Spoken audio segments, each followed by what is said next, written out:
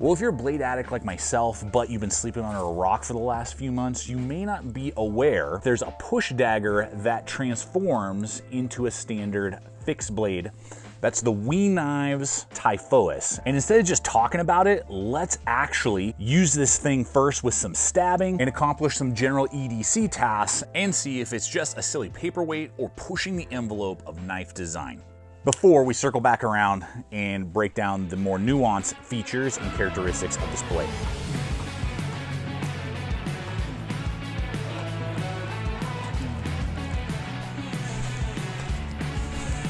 Nice. Wow, feels super in control. Locked in, hitting that rigid stump.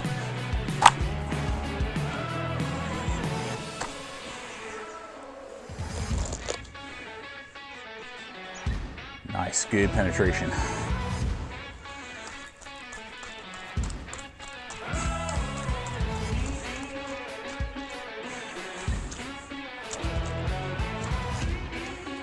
Pineapple goo. Wow, definitely exceeded my expectations in both how it performed in a punch dagger and in just a general utility fixed blade for like EDC. Now, two quick clarifications before we go into what I experienced and how the handle particularly holds up when you're actually using the tool. It's fun to sit there and like, yeah, tabletop, cool. Hey, it's like a discussion piece. And I know probably 99% of you that may be looking at this tool, that's what it's gonna end up being. It's just kind of like oh, check this out. But to be clear, first off, I'm not trained in push dagger combat. And so I was just doing some basic stuff, some basic stabbing, stab and twist, those type of activities, and know your local and state laws when it comes to push daggers. So if you are carrying this, just know what you're getting into, do all that at your own risk. So that's my little PSA for all of us there. And if you're enjoying this type of content, I invite you to hit that like button, to subscribe, and hit that bell icon so that you can be notified every week when I put up new videos on gear and equipment and tips and tricks to help you better stay equipped and prepared for whatever life throws your way. Now, when it comes to the overall design, the first thing that I was a little concerned about is how, because there is no locking mechanism where your hand is the lock, I was a little concerned, like how is this, is it gonna constantly when I do a stab motion flex and like wanna bounce out of my hand and jam up my fingers? Because what's gonna end up happening is that if it was to go up, it would pinch, it can't go any further down, so it's not gonna guillotine your fingers, but it could really pinch your index finger when you are holding it in that boom grip, your knuckle grip, like that, whatever it is. If it was to move, it's gonna go up towards, one of those knuckles. And obviously softer material is not going to cause shock like the stabbing the stump did. And when I was stabbing that stump, I mean, it just flexed ever so slightly. The pressure of my palm just really kept it locked into place. So this has been extremely well engineered. It's really impressive, the engineering that went into this design. So it's got a large cutout there. I wear large size hands, as most of you know. All the angles everywhere have been milled, rounded, so there's no sharp angles to speak of. The titanium, the full titanium handle has some ribbing all around it, but no sharp edges anywhere. So that, I mean, when you're holding something, you're gonna be doing that. You want that really good comfort, and that really does fill out my palm well, and it didn't cause pain when I was, again, stabbing that stump, and much less so when I was going through the fruit and different things like that. Now, as we transform it, Optimus Prime level right there, into the fixed blade design. And just to show you here, you can see all the mechanics going on. We got torque screws, large torque screws. It's running on washers, not ball bearings, so that is excellent. You want washers when you're talking about a tool like this. Deep in the pivot, you can see those bronze washers, huge bronze washers in there. And then you see bronze on all the other pivot points as well. So it's super excellent.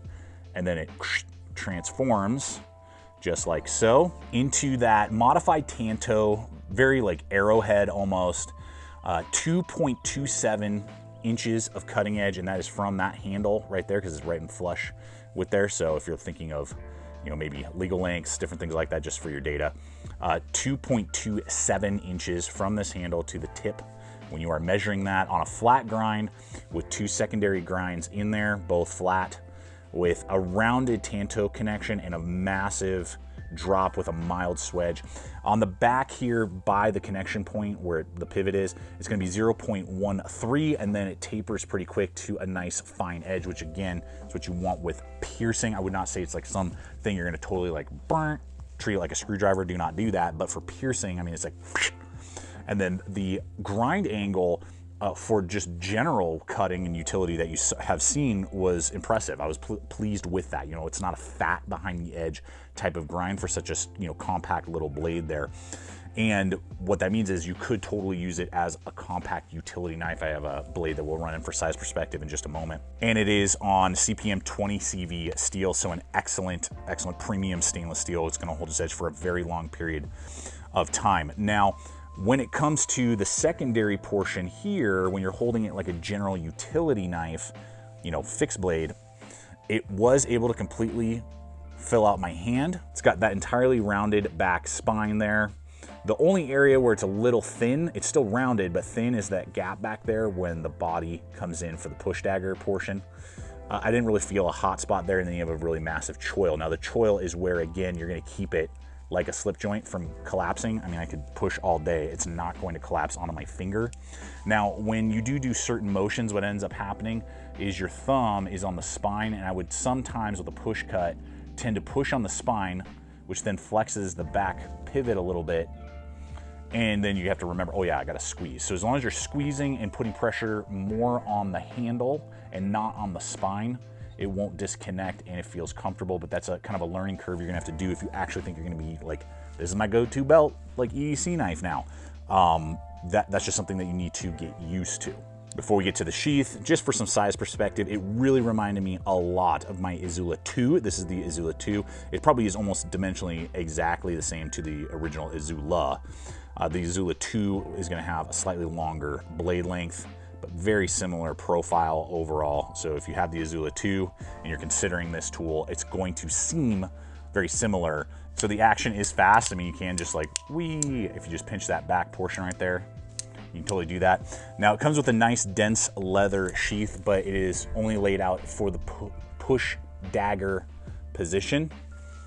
Snaps over with a big button snap, so it's not accidentally gonna come out. And then you have a large, I'd say that's about 2 inches, belt loop right there.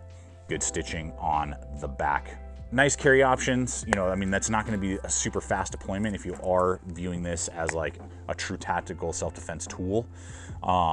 Then, you know, a Kydex molded something would have been better. Maybe some of you will come up with that. Maybe there will be an aftermarket for that, because it seems that this is just a super popular tool. Lots of people are curious, interested.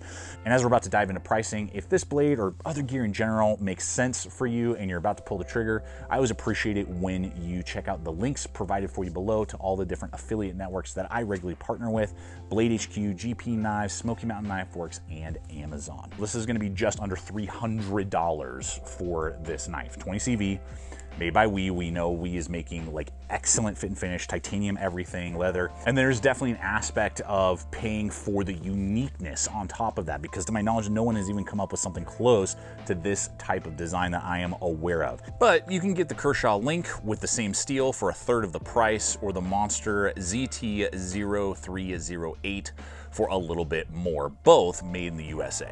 And I do appreciate We Knives hooking me up with this sample so I could break it down for you, actually use it, show you what its capabilities are, if there are any limitations in the design to help you better understand what it can do for you or not, so you can make a wise choice. And so where do I sit with this tool? Well, this is my first push dagger I've ever owned, and it doesn't convince me that this now needs to be like part of my everyday carry system, having that style of tool.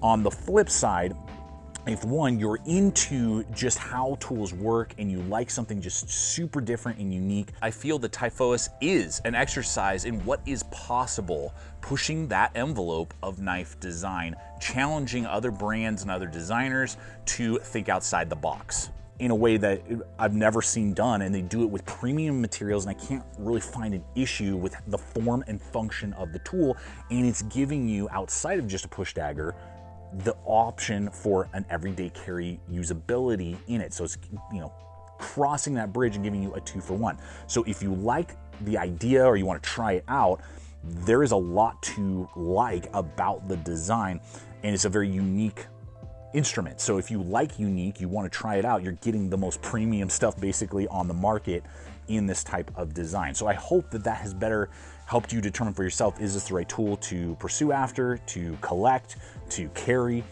or not. That's what I always try to do in these videos, is unpack that all for you to help you make a wise choice the next time you're gonna throw down your hard-earned money on a piece of gear and equipment. So as always, appreciate you guys so much. I look forward to hearing all the comments and all your guys' thoughts, any questions that you maybe think that I missed that you'd like me to answer for you. I'll do my best in the comment section below. I do invite you to subscribe again if you haven't yet, and to check out the other video popping up. And as always, stay equipped, stay prepared, and I'll see you out there.